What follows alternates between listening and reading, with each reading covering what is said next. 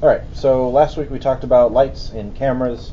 Today we're talking a little bit more about cameras, but more importantly, talk about rendering, how to actually finish up your project and get it to a state where everybody can see it and it'll look good and better than it does just in this default viewport. So, I've got a camera in my scene, and it's a nice wide shot of the house. I'm happy with it. It's pretty basic at this point. There's no depth of field, but I could add that real quick if I just, let's say I click on the door. Remember, we can go to display, heads-up display, and object details, and that'll tell us how far away from the camera any given object is. So here it's 29.495, so I can select my camera and go to the Arnold section. Remember, you have to do depth of field in the Arnold section. I can enable depth of field, set my focus distance to 29.45, I think it was. Let's see, 29.495. That should be close enough. We'll just say 30. It's easier. You have to increase the aperture size a little bit so we actually get some depth of field effect.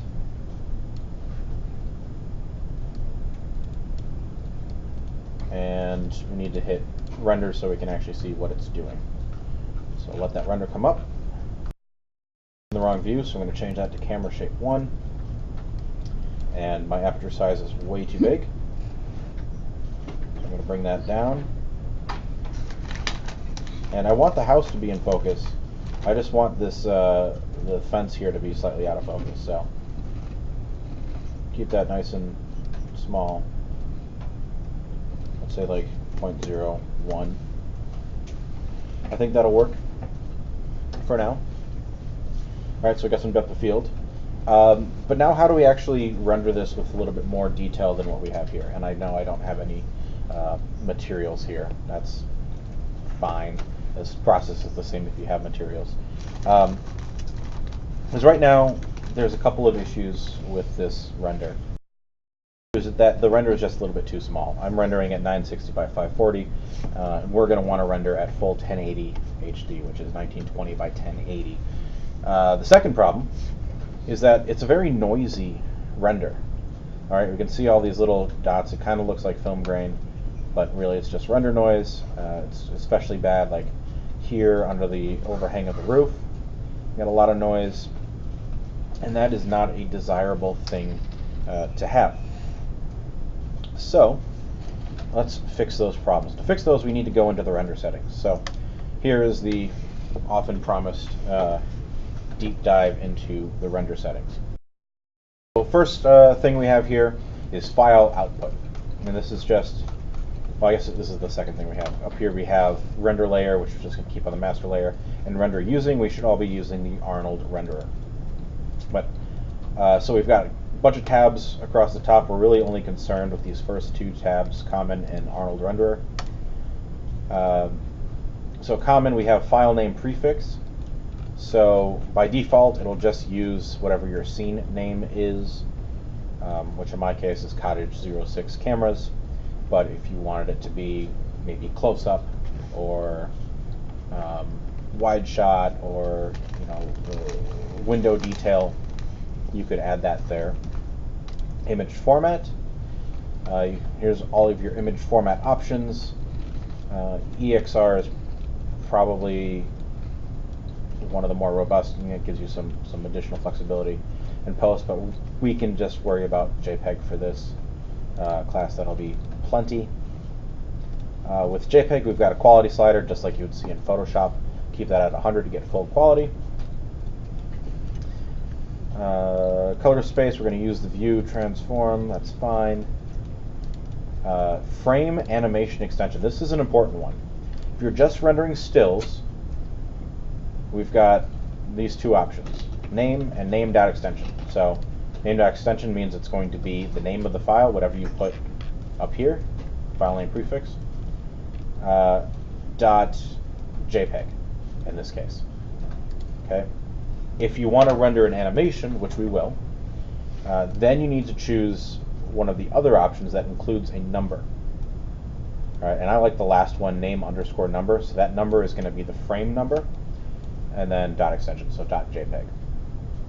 When you render animations in Maya, you're going to want to render them as individual frames, and then composite them after the fact in something like After Effects.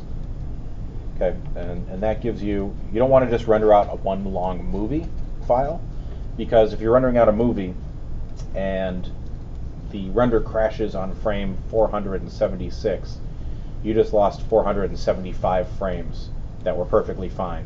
But when you're rendering a movie and it crashes, you lose everything. Whereas if you're rendering individual frames and the render crashes, you only lose the frame that it was rendering. Everything else is already done and saved, and you don't have to re-render it. It also means that if you have a very long render ahead of you, you can just render chunks.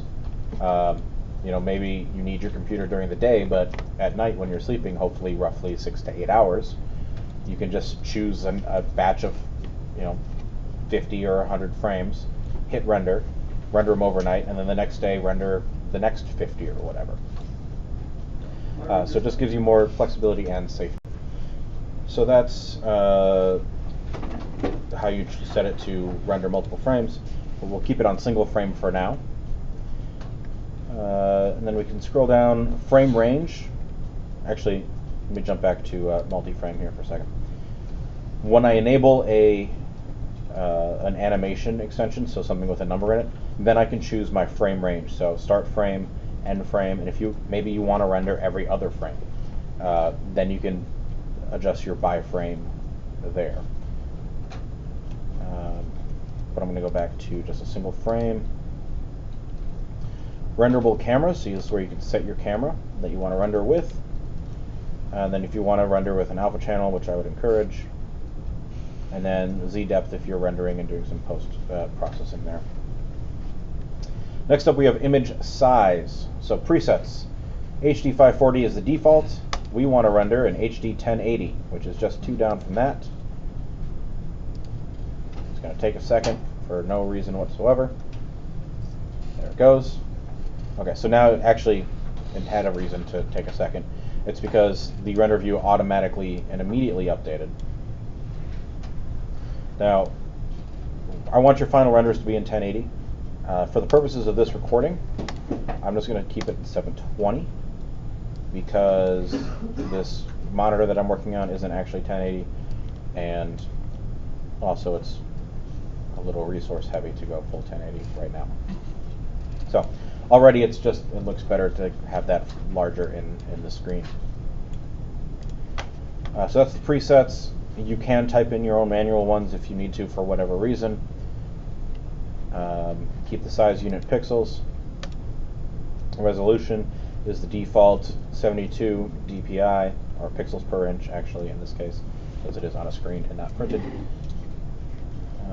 If you need to be more specific about your aspect ratios, you can do that as well. And then scene assembly and render options we don't need to worry about, so you can just ignore those entirely. And that's your general kind of common settings. Alright, so you set your name, you set your file format, you choose your frames, you choose the camera and the size of your frames, and that's common. And then over here we have the Arnold renderer settings. And there's quite a bit going on here. There's quite a few sections, and each section has more and more and more options. We're not going to go over all of them. We'll go over a few of them. If you're unsure as to what something does, or I don't go over something here, if you go to the Arnold renderer documentation, you can look through all of the individual settings and what each of them does here. So, and it'll also get really technical with sampling. I'm not going to get too technical with this. This is definitely going to be a more introductory look at all of the sampling. But if you want to scroll through the documentation, they've got plenty of information on it there. So we've already solved one of the problems that I had with this scene, and that it was too small, so now it's larger. The other problem I have is all the noisy detail, and that means we need to increase the samples. Right? Samples are like a quality setting. If we were rendering with the default Maya software renderer, we wouldn't have a sample setting, we would just have quality. But we're not. We're rendering with Arnold because it's better, and now we have samples. And so what's nice, one of the nice things about Arnold is that you can adjust sampling by kind of type of rendering or type of light calculation. So we have, first up we have camera, which is kind of a general multiplier for everything. Then we have diffuse samples, so how many times it calculates diffuse lighting, calculations. Specular, so reflective highlights, things of that nature. Transmission, so transmission is transparency. It's things like glass. Anytime light is going through an object, then transmission is the governing thing. SSS is subsurface scattering. So if you're using like the skin preset, then you may need to bump up, probably will need to bump up your subsurface scattering samples. Volume indirect, we aren't going to really worry about at all. Yeah, we're not really doing any volume rendering, so you don't have to worry about that. And that's really all I think we need to cover. If you are moving, you might want a little bit of motion blur. That's it? Can enable motion blur. It will add to the render time, but it'll be more realistic. So just be aware of that. The default is probably fine. It will actually calculate some motion blur in this frame just because I do actually have this camera animated, but we'll talk about that in a minute. It'll go through, and you can actually kind of see on the fence here, I don't think I'm making it up, it might look like it's getting pulled to one side a little bit. That's motion blur. It is a kind of a necessary thing when you're going for realism, but it is also a resource intensive thing sometimes. So just be aware that every adjustment that you make adds render time. So those are the general settings, but let's actually talk about adjusting them. So what I kind of like as a starting point for a decent render is you can just kind of move this up. Let's start at 4, and we'll see how that renders. It'll take a second. I'll pause. At that finished rendering, you can see there's definitely less noise. I want to kind of compare the settings as I'm adjusting them. So in the Arnold render view, we go down here in the bottom right, we got this little camera icon. If you click on that, it's going to take a snapshot of your render. All right, it'll remember what that looks like. So I saved that snapshot. You can add comments if you'd like. Now I'm going to set that camera back down to 2 just to compare. And it'll be done here pretty quick. Okay, it's done. I know it's done because if we look here at the bottom line of the render view, the first thing we have here is a time. So it took 4 seconds to render that at 2 samples. It also tells us our resolution, our aspect ratio, what camera we rendered with, what our sample settings were, and I'm not sure if, I assume this is how big the file is, but I'm not sure off the top of my head. But we can click on that snapshot again. So snapshot 1, here's with 4 samples, here's with 2 samples. Hopefully compression on YouTube actually demonstrates the difference here. I can zoom in here. We can kind of compare back and forth. So here's 4 samples,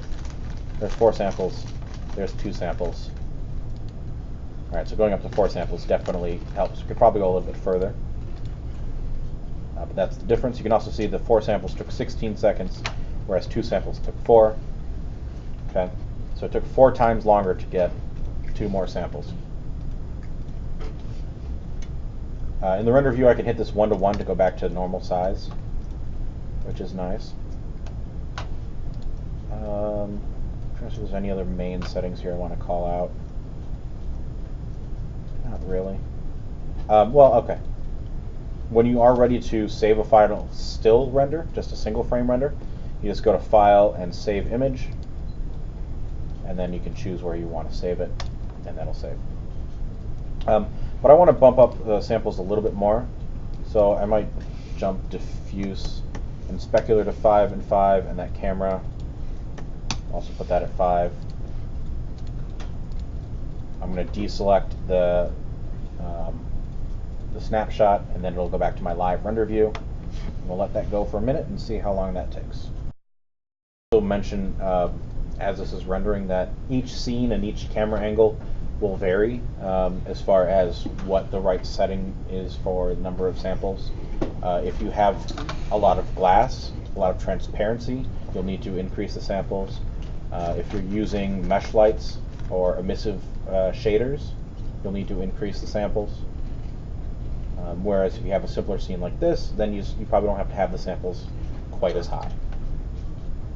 And it's almost done rendering here. You can see how clean it is here in the center part. This is the part that's already done.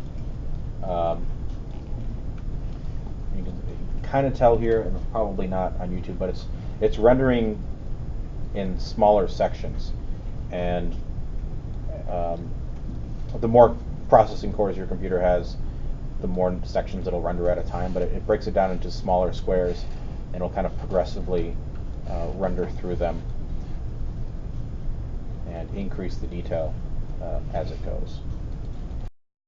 Rendering, we've got a time of 1 minute and 54 seconds, about 2 minutes for this frame, but I would say this is probably pretty good. If we refer to, just kind of as reference, the documentation, one thing to call out is that the camera samples, again, are a multiplier. So every time you increase camera, you're also increasing diffuse and specular samples. But if you want to increase the quality of motion blur or depth of field, you just have to do it through camera.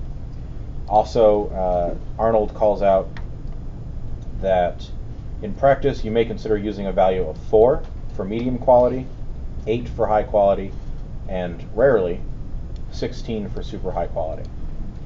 So if I bump the camera samples up to 8, it'll look definitely better, but it will also take considerably longer to do. And I don't really want to spend the time on that right now, maybe at the end. So that's setting your samples in render. This is pretty good. I would say that this would be acceptable for what I'm looking for as far as a finished result for this project, for the still renders anyway. But now I want to talk about motion renders, and I'll do that in a separate video.